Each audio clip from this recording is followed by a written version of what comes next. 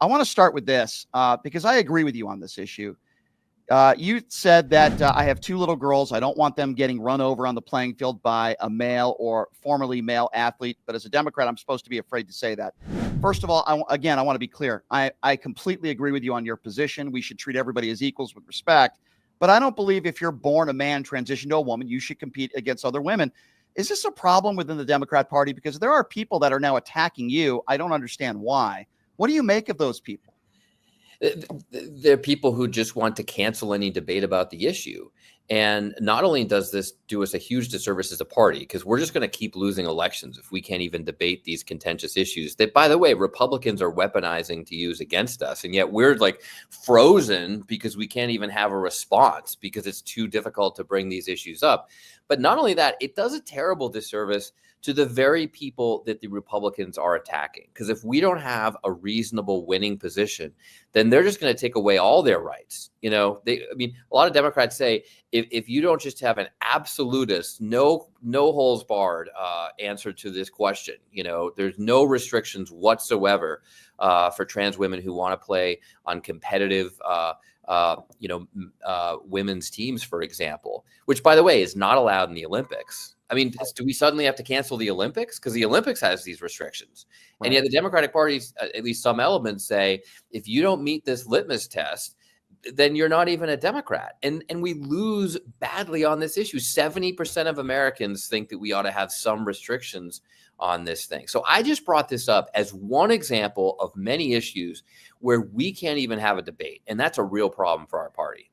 Congressman, you don't have to name names here and out people, but are there big name prominent Democrats that have put pressure on you not to make statements like this? I mean, I've gotten outreach from senior Obama people, Biden people, Harris people. Some of the Harris people have said, by the way, this was a huge mistake for her not to say this. And Biden has said something similar. I mean, of course, Barack Obama didn't even support gay marriage. I mean, thankfully, we're well beyond that debate now. But this shows just how far the party has come in terms of this cancel culture. Because 20 years ago, when Barack Obama said he didn't believe in gay marriage, people like me disagreed with him on that. I've always been a supporter of LGBTQ rights, and my voting record is perfect on this. And yet we didn't cancel him, right? But that's the attitude on these things today. Yeah, I mean, you're not Nancy Mace. You're not some of these MAGA Republicans out there that attack the gay community, that attack transgenders. You've never been that guy.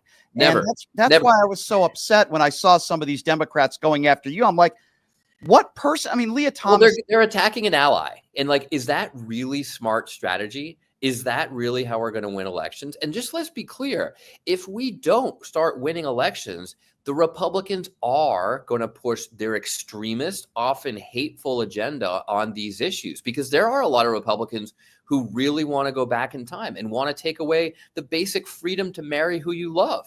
Right. That was like a settled issue. The majority of Americans, the vast majority of Americans, agree that you should be able to marry who you love. It's not complicated. That's like basic freedom, right?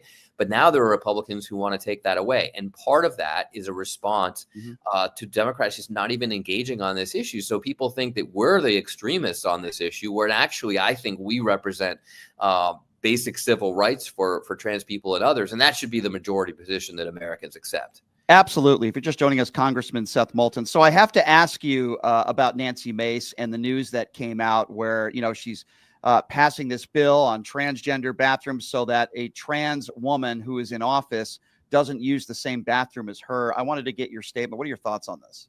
I mean, first of all, this is exactly why we have to be willing to engage on these issues ourselves, because Republicans are just going to put this hateful agenda that's just trying to attack people and take away much more basic civil rights. So what does Nancy Mace envision? That we're going to have guards out in front of every bathroom, take the Capitol Police, who are supposed to be defending the Capitol, against extremist Republicans like the ones who wanted to take over the Capitol and throw out the results of a peaceful election.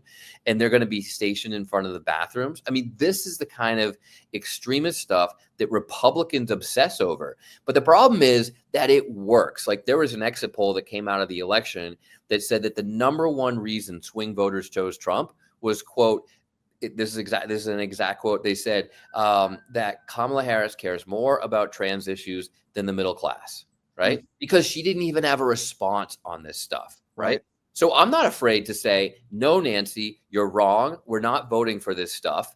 That's civil rights. We're not going to we're not going to start putting guards out in front of bathrooms or whatever. I mean, get over yourself here. But on the other hand, like, there are some places where we ought to have a respectful debate. And Sure. there are a lot of, parents of women in competitive sports, or the women athletes themselves, who say, I'm not sure this is fair or safe. So let's at least talk about some reasonable rules here.